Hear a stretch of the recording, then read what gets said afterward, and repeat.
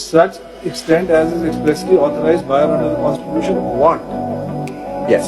So you लेकिन तो आपका एंड जो है ना, इसको एक सेकंड के लिए इसको बात तो सही है। डिफरेंटली अब मैं आपकी बात समझने की कोशिश कर रहा हूँ। मैं आपको समझाने की एंड में ये प्रॉब्लम है। अगर एंड इस तरह से रखते हैं ना, एंड निकाल दे तो कोई प्रॉब्लम नहीं। इसको जरा इस तरह से पढ़े, एंड की निकालने की जरूरत, एंड क्यों जरूरत है एंड को रखना। So let's just read it again. Jurisdiction and power of all courts with respect to any of the matters in this list. Let's take a pause here. All courts, matters in the list. And then, and to such extent as is expressly authorized by or under the Constitution. Full stop. So my submission is that this language and the express authorization is necessary because 199 applies the constitutional jurisdiction of high courts in terms of territory, of course, but then there is a carve-out, the persons to whom this jurisdiction can be applied. And then 212, Article 212. Do we need a professor? Do we need to make Michael a professor of English language, Mr. Attorney General?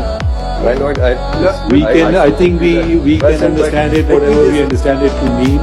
And can I just ask you a related question?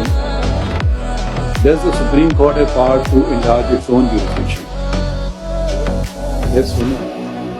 Here you are saying that Parliament, their side is Parliament can only do so through constitutional amendment. Now, I don't know why you are skirting the issue. The Supreme Court is required to or is bound to act in accordance with the... It cannot enlarge its jurisdiction, correct? Yes.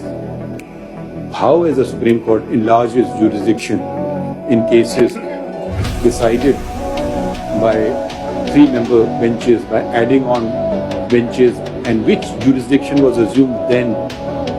There have been recent examples of the Supreme Court creating, not just enlarging jurisdiction, but creating jurisdiction not envisaged in the Constitution.